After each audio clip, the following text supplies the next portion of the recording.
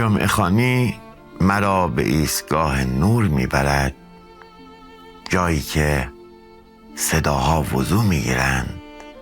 می نشینم و دو خط دلتنگی را آهسته می نویسم تا مبادا دل شب بشکند. اثر هر دعا در لرزش لبهای مادر پیدا می شود، نه در بلاغت قلم.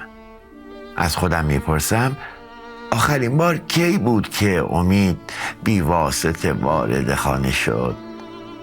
کسی از در می آید و می گوید نظری برای آمدنش آماده است، دلها را صدا کنید. من سهم خود را بر پیشانی کودک یتیم میگذارم و آرام میگریم.